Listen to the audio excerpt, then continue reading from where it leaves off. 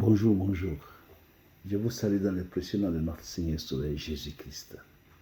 Nous avons ce matin une très bonne nouvelle. Et cette bonne nouvelle est dans Jean 1 à partir du verset 25. Je lis la parole tout de suite. Ceux qui avaient été envoyés étaient des pharisiens. Ils lui firent encore cette question. Pourquoi donc baptises-tu si tu n'es pas le Christ, ni Élie, ni le prophète? Jean leur répondit, moi je baptise d'eau. Mais au milieu de vous, il y a quelqu'un que vous ne connaissez pas qui vient après moi. Je ne suis pas digne de délier la courroie de ses souliers. C'est ce que la parole de Dieu, la parole de Dieu savait. Donc Jean le Baptiste qui est venu baptiser d'eau. Le Seigneur l'a envoyé pour baptiser d'eau. Et les pharisiens sont allés le voir pour lui demander, si tu n'es pas le Christ, qui es-tu? Il dit, je suis venu baptiser d'eau. Moi, je ne baptise que d'eau seulement. Mais au milieu de vous, il y a quelqu'un de plus grand, que vous ne connaissez pas. Quelqu'un de puissant et de fort, un puissant, le roi des rois. Quelqu'un que je ne suis même pas digne de m'abaisser pour toucher même ses lacets. C'est Jean qui dit ça, le prophète Jean qui dit ça, Jean le Baptiste. Donc il est en train de présenter Jésus comme étant Dieu. Jean présente Jésus comme étant Dieu. Jean, là, ici, il présente Jésus comme Dieu. Effectivement, Jésus est venu parce qu'il a dit, moi je baptise d'eau. Mais celui qui vient après moi, c'est lui, il est plus puissant que moi. Et c'est lui qui baptise du Saint-Esprit et de feu. Donc c'est Dieu seul qui peut donner l'Esprit. C'est Dieu lui seul. Aucun prophète, personne ne peut donner l'Esprit Saint à quelqu'un d'autre si ce n'est que le Seigneur, le Créateur lui-même. Donc c'est Jésus que Jean a présenté comme étant le puissant. Tu vois, non? Et cela se traduit dans Matthieu 3, 11. Il dit, moi, je vous baptise d'eau, vous amenez à la repentance. Mais celui qui vient après moi est plus puissant que moi.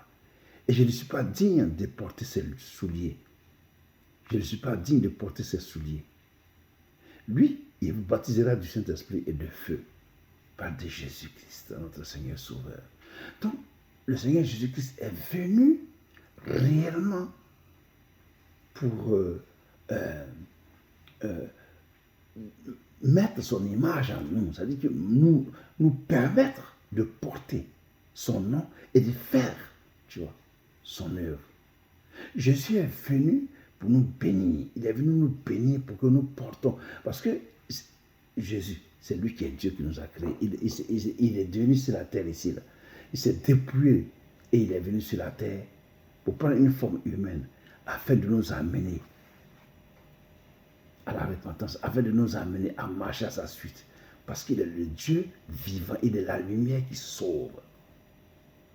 Jésus est venu, ce puissant Dieu, ce Dieu que Moïse a parlé et qui, dans un feu brûlant, même les Israélites ont eu peur, ils disent qu'ils ne veulent plus entendre la voix, parce qu'ils ont peur.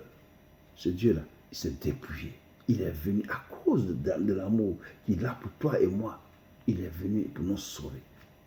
C'est pourquoi aujourd'hui, mon frère et ma soeur, je te demande, qu'est-ce que tu fais encore?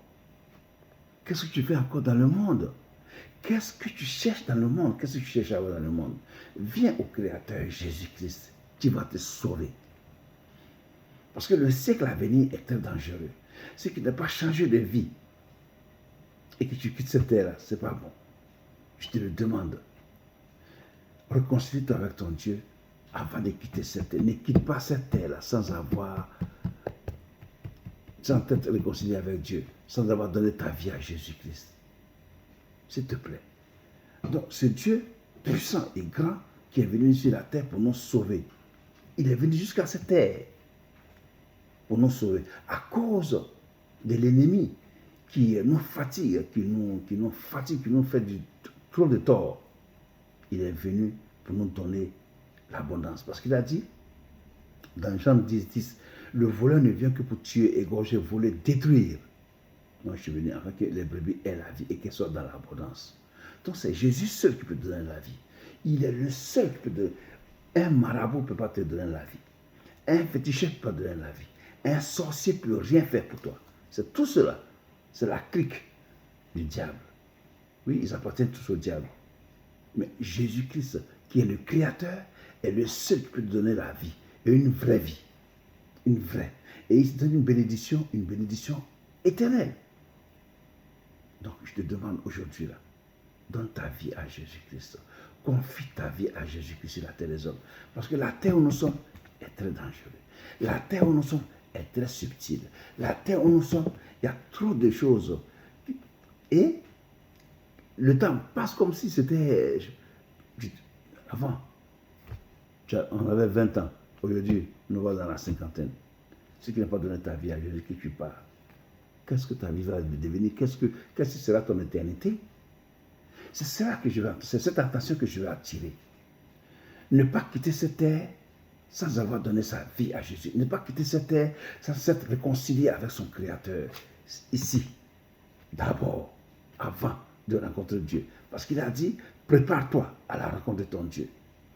Prépare-toi. C'est-à-dire, prépare-toi, ça veut dire que enlève ton manteau, ton mauvais manteau, et puis revers-toi du manteau de Christ et avance dans cette vie pour que tu rencontres ton Dieu éprouvé afin que tu reçoives la couronne de vie. C'est cela à cela que Christ nous appelle. Et je te bénis, mon frère, ma soeur. Je te bénis parce que toi, tu as entendu cette voix-là. Aujourd'hui, tu as pris la décision dans ton cœur de donner ta vie à Jésus-Christ. Je te bénis. Oui, toi qui as donné ta vie à Jésus, je te bénis. Et je te bénis encore. Et je prie que Dieu te donne encore davantage de force pour avancer sur cette terre des hommes. Tu vas y arriver au nom de Jésus-Christ. Parce que tu n'es pas seul maintenant. Que Dieu te bénisse. Au nom de Jésus-Christ, j'ai prié. Amen. Demain pour notre vidéo.